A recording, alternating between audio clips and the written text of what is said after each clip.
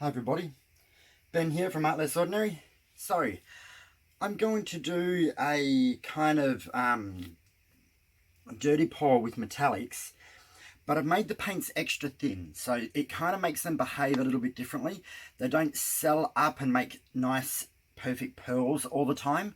You might get a few in there, but you kind of get like a free-flowing metallic pearl, but very out of shape in a way. But that's... if they're all doing it, then it looks fine. So that is the plan. So the paints are mixed thinner. So I have painted on a border and it's half dry. I probably should wait for it to dry completely, but I'm running out of time. I have to get to the shops and do some food shopping. So I have mixed up some decoart Americana decor metallics, and this one is old gold. So that's this one here, which I haven't used before, so I've just made that one up. That's it before it's mixed with floetrol, so it's quite a good golden colour. That is mixed with floetrol. Okay, it was in between one, so it was 1 part paint and probably about 1.5 parts to 2 parts floetrol. It's a bit thinner than the emerald that I have. So the emerald was definitely 1 part paint, 2 parts floetrol, maybe even a little bit more added to it just to even them all out. So usually they're quite thick, but the old gold was a little bit thinner. Then I used, which I have been saving this bottle for a special occasion too, was my Extreme Sheen Peridot. So I love peridot, I love the gemstone, and these are the colours I've decided. So I'll put them up there. They're not too heavy. They shouldn't. And I also extra staple a lot of my canvases. I've got a staple gun. So I often put extra staples in some of my canvases just to make them extra taut. So that is what I do. The Extreme Sheen was mixed 1:1. Then I added a little bit more floetrol to keep them all even. So they're thinner than what you would do for a pearl pour. So they run off the stick, but not so much in a clump. It's hard to explain. They drizzle, make a tiny mound, and the mound disappears. I could probably even thin these out a little bit more, but I'm not going to. I've got them even, and it's really the main important part, is to keep them even. Now, I have made a base coat, which I decided to use aqua green. So I wanted this to be a relatively greenish kind of pour. Even though the aqua green is kind of bluey green, it's hard to explain. And that there was 55 grams paint, 110 grams floetrol. Then I added some water to it, which was probably about 20 grams water, until it has made a nice thin mixture, which leaves a tiny mound, but not even less. So it needs to be thinner than the metallics. Okay. So from here, I want to pour in about 1/3 of this cup. There we go. 1/3 of the cup you pour into here. Now we got to figure out what order do I do these. I might go emerald, gold, peridot. So we just want to get this from a height and pour it in.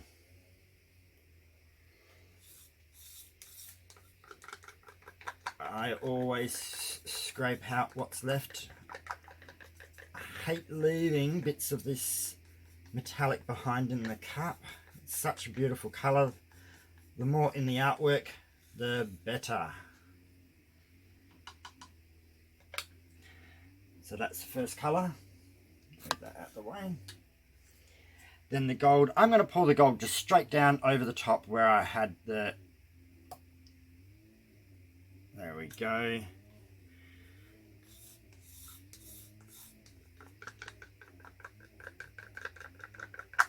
I just want them all to crash down into each other mix up a little bit, but also kind of stay as they are. Whoa, that could have been exciting. And now the Extreme Sheen Peridot.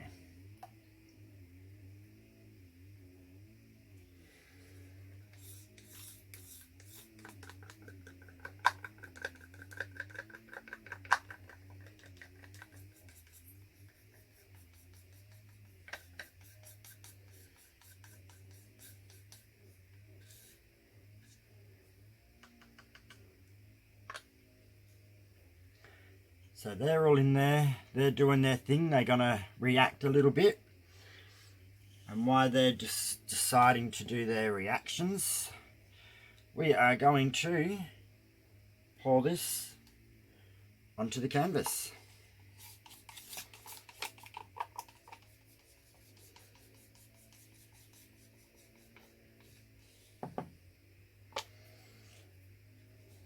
So what we want out of this paint is to create a surface for the metallics to slide. The reason I paint the canvas is because I make it thin, and sometimes on the edges where it rolls over, it can actually stretch out to the point where you can kind of see the edge of the canvas a little bit because the paints are a little bit thin. But with this, it's nothing special. We just want to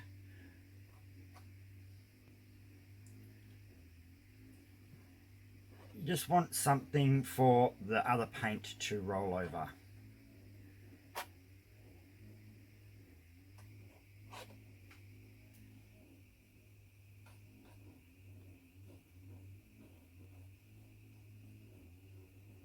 So I'm not pushing it over the edge, I'm just pushing it close.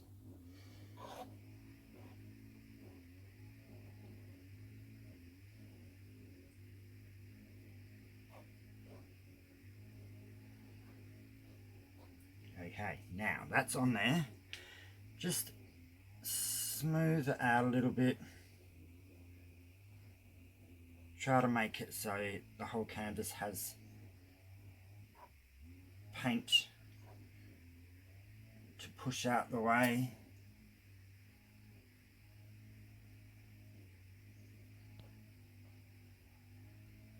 Yeah, that looks pretty good.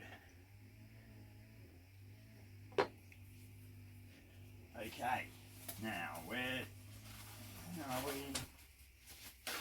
Sorry, I just have to clean off my tool because I hate having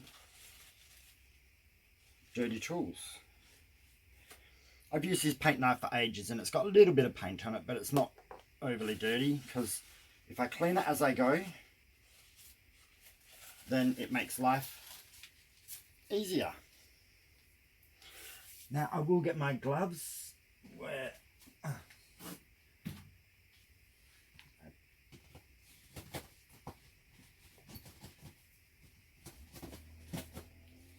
I always get everything out beforehand, but I always forget the gloves for some reason. So I'm getting some reactions in the cup already, which is what you want. If you're seeing reactions in your cup, then you know you're going to get reactions on the canvas too. Okay. I'm just going to double check I'm recording. Yes, I am. Perfect. So all I'm going to do here is pinch my cup so it's a bit of a spout, and I'm going to pour this relatively quickly.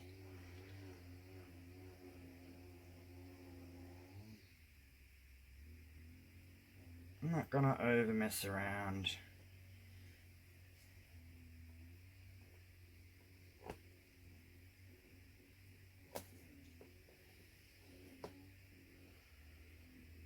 Now whatever sits on top at the moment is going to stay as on the top. It's very similar to a pearl pour in that regards. Or when I do my dirty pour, pearl pour combinations.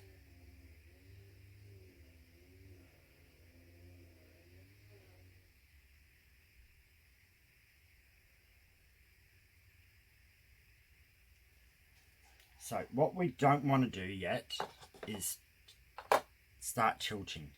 It's going off the edge, which I didn't want it to do yet. So that's why I'm tilting it back that way, which I'm going to have to stop there. we need some reactions to happen now, because the more reactions you get before you start tilting, the more reactions you're going to have, the more interest there's going to be. Now don't know how, but I've got black paint on me. Must have come off my tray. Okay, so I am turning on the blowtorch, and I'm going to pop all these bubbles because there's going to be millions of them.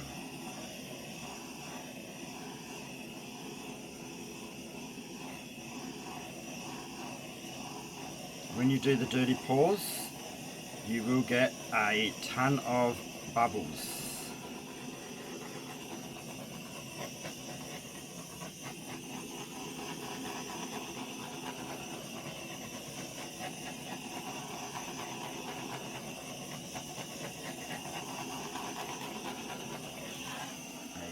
I am starting to lose too much paint off this bottom,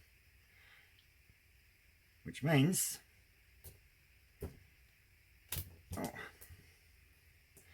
going to have to just do some movement. I'm just going to go across to one side, across to the other, just to get this paint going. I am going to start losing too much, so I'm going to have to tilt over an edge. So let's go to this corner. I can use a corner catcher, but today I'm not going to. I should have enough paint. So over and back to the middle. Now this way.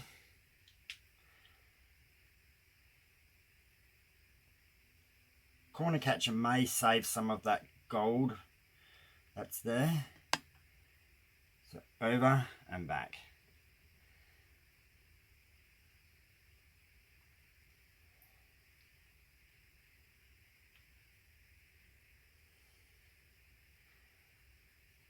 Bringing it down.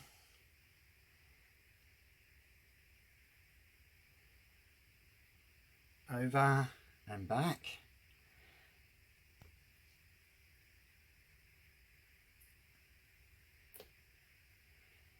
To the middle. Pardon me. And then up this way.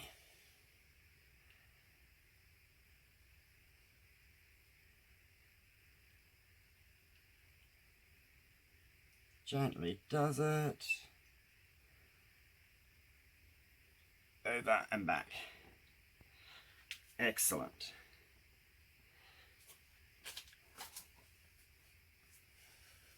I'm just bringing the paint back down to the center. Now I just want to check my corners and make sure that they do have enough paint on them.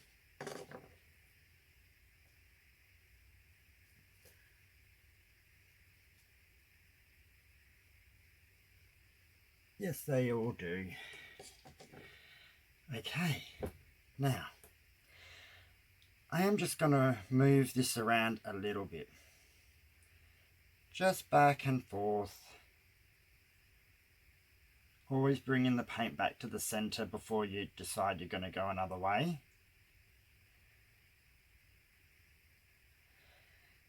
If there's any part you don't like, you have to tip it off now. What I'm doing here is I'm creating a little bit more friction on the canvas between the paints, which should create more pearls to show up.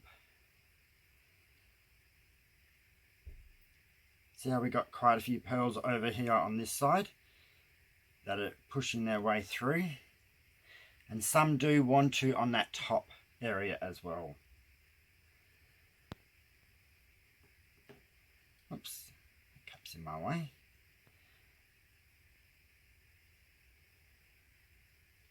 You can alter your picture now if you want to by tilting it a certain direction, but you will change the outcome of your artwork.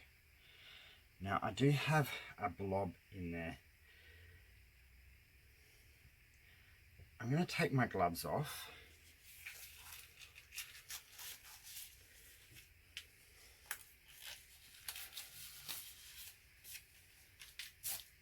So the problem with doing this, it will affect my picture slightly.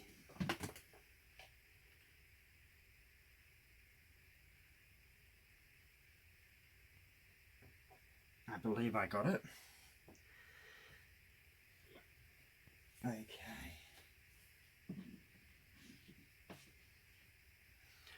So I can either keep tilting if I want, or I could change where I want most of my focal point to be, but I'm actually liking the way that this is. I've got green and gold kind of elements around the side, which these are the paint reactions which are coming up, and this top part here is what was sitting on the canvas that came out the end of the cup. So that was the straight pour part, when all of this is the dirty pour part. And all as I really need to do now is, sorry, leaning on the table creates it wobbling. All as I really need to do now is leave it and see what reactions I get. I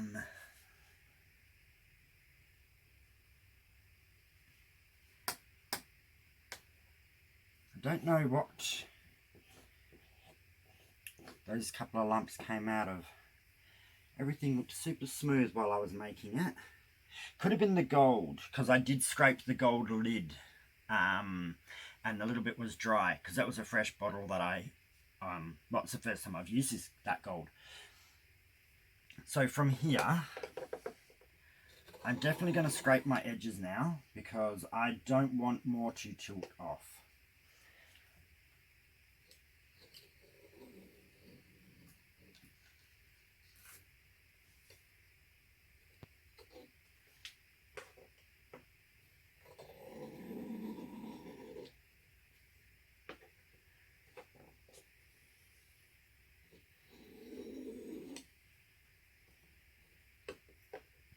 Okay, so that's good. And also by me coating the edges, I think that has helped a lot. It doesn't look like it's too thin. I could probably have made the paint a tad thinner if I wanted to, but your reactions would be a little bit more different again. And that's the fun part. You just have to adjust something like the consistency of that paint, and as long as you adjust it across the board. So if you make your metallic colors thinner, that's fine. Just make your base color thinner. If you want them to be thicker, do the same. Make the base color a little bit thicker. So always keep that base color slightly thinner than the others, but adjust the consistencies accordingly, match them all up. And that's how you will get good reactions. So I'm going to let this settle into itself, because I think I'm going to get a little bit more, either more effects come up, or the effects I've got are going to keep growing and alter their shape a little bit. This part won't change unless it moves because of the weight of the paint, but these pearls or effects that have come up, they sometimes grow, like see how these are still growing. So, and that is a good sign of something cool. You step back and you go, what's happened now? And it's amazing what the paint decides it wants to do. The thinner your paint, the more it will decide itself what it wants to do, as in effects wise. The thicker it is, the more control you have yourself, but then you could also make it too thick where you get no control and you don't get any effects. So we will pause this and we will come back. Okay, we have returned, and so the effects have actually swelled up more, just like I was predicting. So all of these are getting more defined in their shape, and as they do, they push out and kind of make these darker rivers where the other colors kind of get pushed into a more concentrated form. Over here, these pearls that came up have now all swelled up, formed a bit more of a different shape. So this is what I mean by being more fluid. They don't stay as circular. They kind of go into a different shape. And same with the ones across here. They more have developed, and these have spread out and kind of done their thing. So it's quite an interesting picture. I think it's going to look a lot different when it's dry.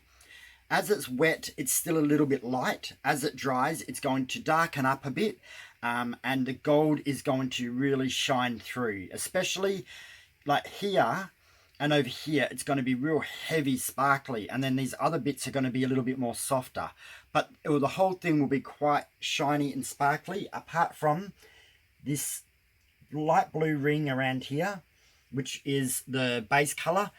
That will kind of stay unsparkly, or it won't have any of the mica pigments in it, but that's what actually attracts you to the other parts.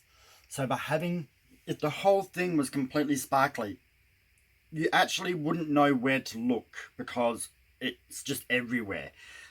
But by having this, it draws your eye to the border, and then your eyes come back to this center part because it looks so different. So this is the fun part about doing these. They do turn out different each time you do them, similar in a way, and you can also adjust this. If you wanted to do this in a waterfall pour and pour over here and let it run down, that will give you different effects. Again, that's maybe something I'll do next time to show you guys. But happy with this. I'm loving it. It's got so much sparkle throughout it, so you can see from certain angles. I'm going to bring you down for a close-up. It may still alter slightly in the next, I don't know, 20 minutes as it starts drying. But it won't change a lot more from now. So let's come down for a close-up. So here we go. So these colours might not be everyone's cup of tea, and I think as it dries it will actually become a little bit more appealing with how it looks. But you can see definite dark gold, then it comes down where you've got green and the gold mixture.